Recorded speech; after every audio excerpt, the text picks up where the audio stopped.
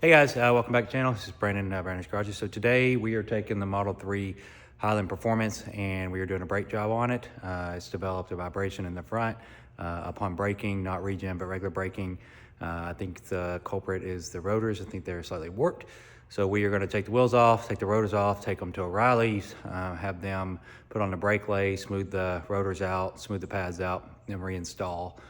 Because the pads aren't worn enough for replacement at this point. So that's the plan, and we are gonna have you along for the ride in case you wanna do something similar. Save yourself a few bucks. Some new rotors are about $160. O'Reilly's has gone up a little bit on their brake length service. It used to be 12 bucks, now it's 25 for passenger cars. I'm gonna document the experience, see how it goes. All right, so stay tuned, let's get started. Okay, so first things first, we're gonna put it in service mode. Go down to software. You're gonna hold this for a little Model 3 emblem. I think it's like 10 seconds.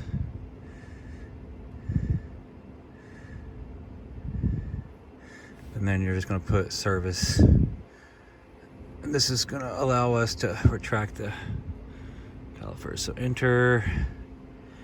And we are gonna go down to chassis, brakes, service mode. Okay. So releases the parking brakes.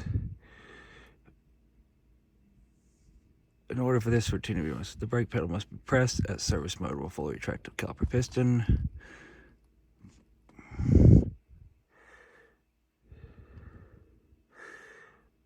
All right, let's go.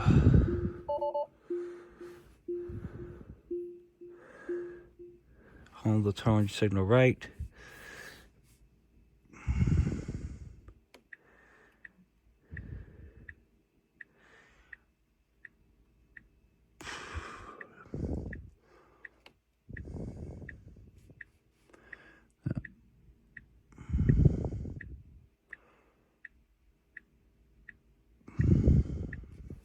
Okay, so now we can turn this off.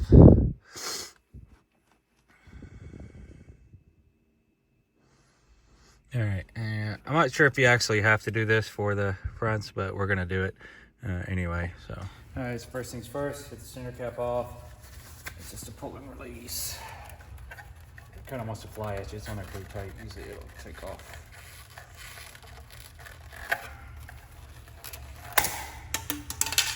See what I mean? So, all right, and then I believe the 21 millimeter, actually,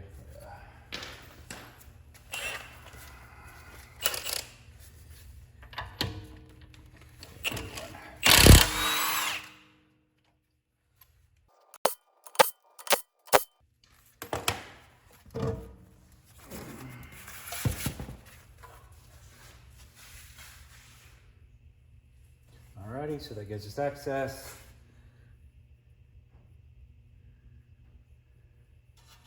Does it feel awful? I can feel a thickness difference in it though, so, okay. All right, so now we're going to use 2 millimeter. We can take that off. First, we gotta get the caliper off. I'm gonna pull it off with the pads and then pop the pads out from the top. So basically there should be 2 caliper mounting bolts somewhere on here. Okay, so they're in the back.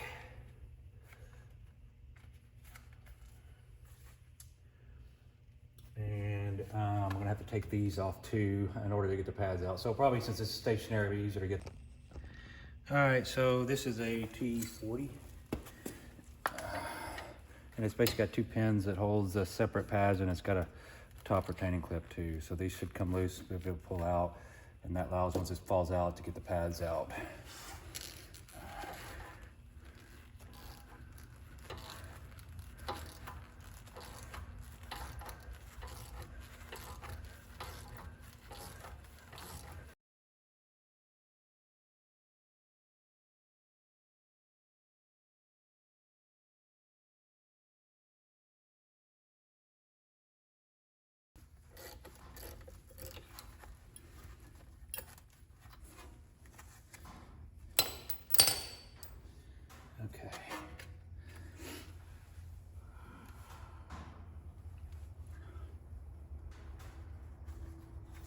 So now you have on the back, you've got 2 copper mounting bolts. Those are gonna have to come off. I'm not sure what size they are, but I'll figure that out here in a second.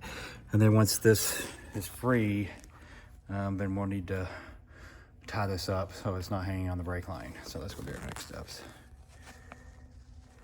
Okay, so not a typical socket. It's an E20. Luckily I had one. You can buy these online. This is, let's see what brand this is. I think SETI. So it's some like, I don't know, Chinese company. Basically comes with a set of the E-Torx bolts. And this is what the heads look like. And it's an E20 that's on this thing. I just happen to have one because I use it for my Corvette.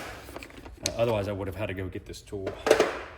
So that's where it mounts in the back. And so these are your main copper mounting bolts. Now these are gonna be a booger bear to get off for sure. I'll probably actually use my,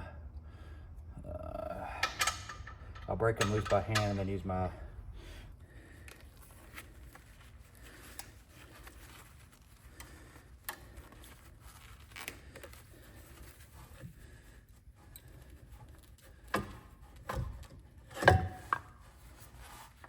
and your pads come out just like that. And interestingly, these are Brembo, I believe. Yeah, Brembo pads. I'm just gonna tie this. All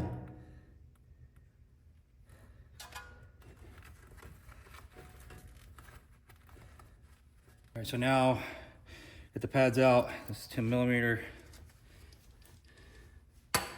I mean, these rotors don't look awful. It definitely has a vibration though.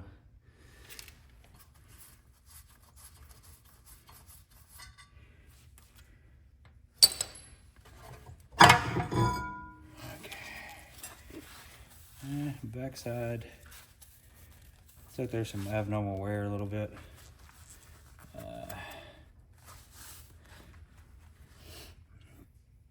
So normally doing these, you need to push these pistons. They're pretty far out and I'm gonna be cutting some out of this. I'm gonna get the tool that pushes them back. I've used other things in the past like the pads and just pressing them. And I'm gonna get the actual tool today. I don't think I'll need to because these are gonna be clearance. And so they're gonna be hopefully smaller in diameter, not diameter, but width than before. So we'll see. But you see, I mean, they don't look awful, but I know I'm supposed to be touching them, like I understand that, but I'm doing it right now just because they're about to get turned. So, but it has to be where the vibration looks on the inside. Looks a little more worn than the back, so. All right, so we got these off. So now we're gonna switch to the other side and get those done. I won't show that because it's the same process. So the next stop will be at the parts store. So that's where we will be next. Okay, got the rotors back from O'Reilly's. I don't know who touched here. It must have been check or something. I didn't touch there. But anyways, you don't want to get your fingerprints and stuff on there or any oil. So look, they're turned. They were out of spec, so they're able to be turned. So it's $50, not too bad. So we're gonna go ahead and put these back on, and I'm gonna reuse my stock pads since they should be in good shape, and I'm just gonna re-burnish them to these rotors now that they're cut. Okay, so we're gonna set our rotor back on. Go ahead and lock it into place.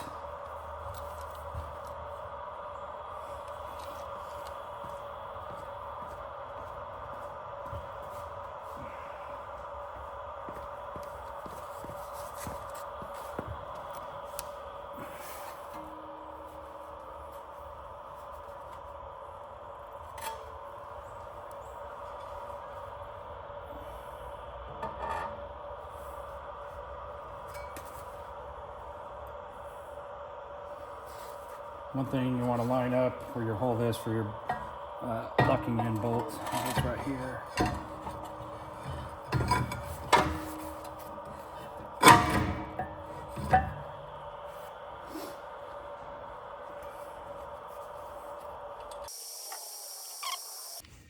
Okay, so it's on. One thing to watch for is that these you'll slip off easy, and I did actually end up nicking my caliper. So the back bolts are 69 foot-pounds.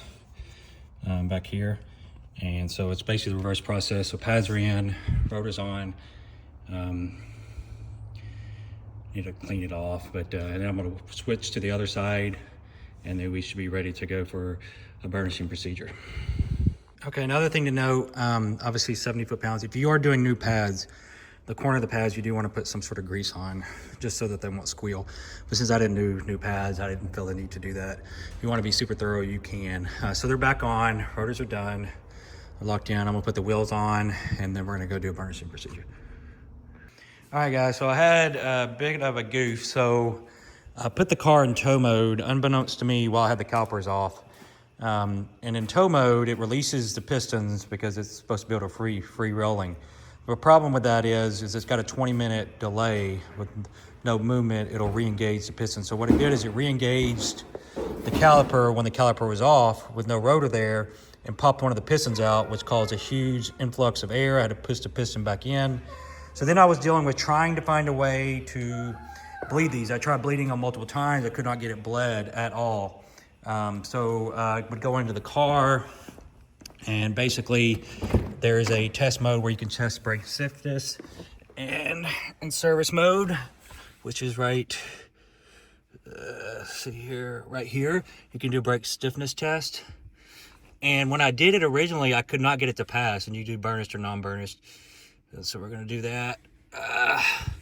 And when I did it initially, it would not pass at all because there was an air pocket where that caliper had pushed out the piston, and I had to put it back in, and I could not bleed it manually. I had my wife in here, she was pushing. I bled it probably 20 times and it would not bleed that area. I could not get that caliper to compress at all, and it kept failing the testing. So then what I did to rectify this is, which now you'll see it passes, because I had no brake pedal. Like, I was kind of like a sitting duck at that point. And I never had that happen, and on an older car that's not going to happen because the computer's not going to activate your calipers. But on the newer stuff that they can do it, see here it was failing before, but now it's passing. So now we're going to get out of this mode, get out of service mode, and you can see you can test all this, which is really nice. One thing good about the Teslas, I was concerned my ABS module had gotten basically air in it, and I was not going to be able to get it out. But luckily, since it was one side, that wasn't the case. So the only reason I'm putting this is kind of embarrassing a little bit because this happened, but one of you might be able to learn from this. And what I had to do to get it to finally bleed, because it would not manually bleed, was I had to go and get basically a pressure, actually a vacuum bleeder, which is this right here, which I actually got from Harbor Freight. And I'll show you that real quick.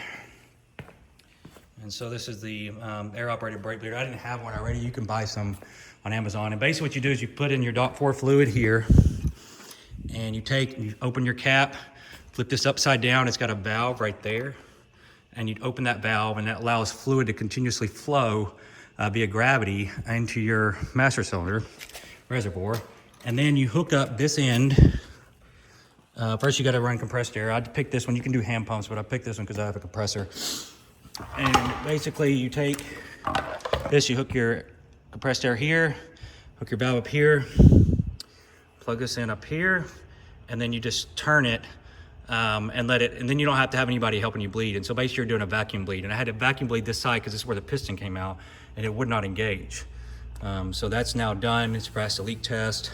So anyways, I'm very happy at least that I've got this figured out. It's very unfortunate. It's kind of embarrassing, honestly, that this happened. But at the same time, some of these modern cars, they have systems that do things like the 20-minute delay, something I was not aware of, which is making things more and more complicated as time goes on. Old school stuff, that would never happen.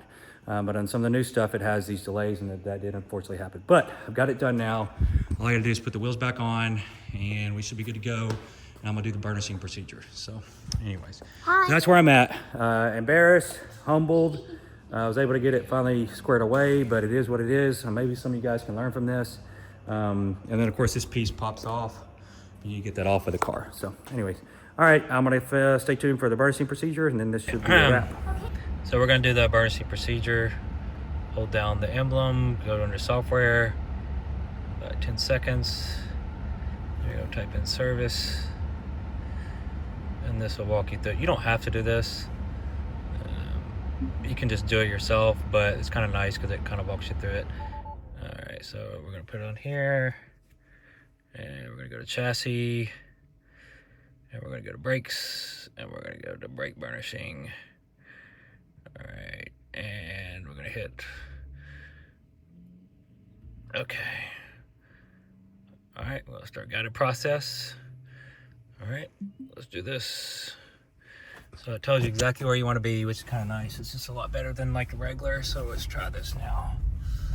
All right, so it's gonna want you to get to 46 miles an hour.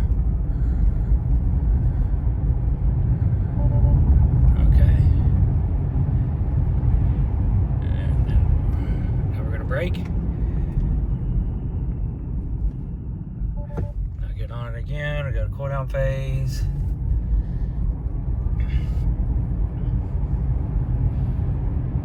I gotta wait for the timer to lapse. I do like this mode just because mainly like it kind of walks you through it and makes you do it exactly like you should, but none of this is like essential. Alright, so timer's about up.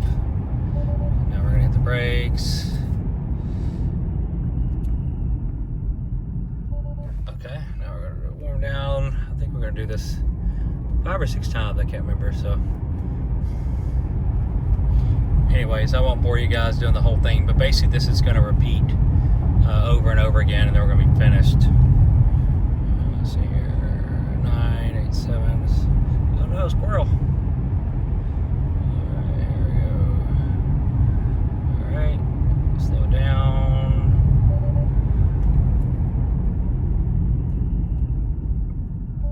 Okay, another cool down. I'm doing this early in the morning because it's about the only time you can really do this in traffic. It's not an easy thing to do.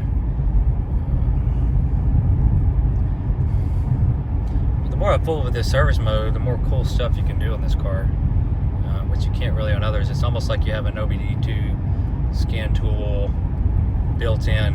Alright, here we go. There's no regen, so it'll maintain the speed. Right, here we go. Alright.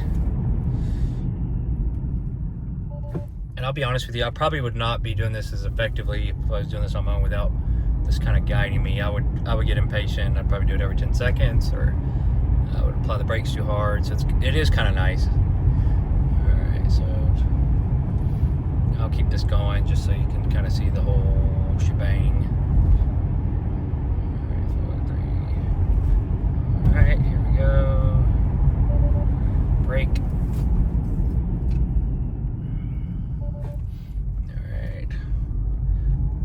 How many times can I have us do it? Probably 5. Let's see here. It says 9 times on there. What?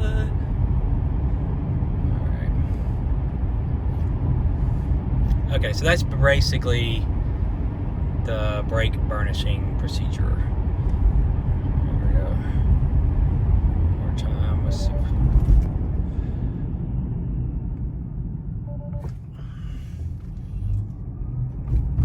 Okay. Alright, now we're just going to stop it.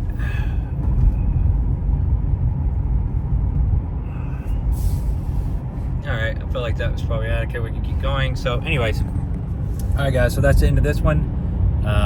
Like and subscribe. I'll be doing some more Tesla stuff. I've got a bunch of 06 stuff coming up. It's basically all, most of it's how to, but I've got a couple other things coming forward. So if you like what you see, give me a good like, give me a good subscribe, and I will see you guys on the flip side. Have a good one.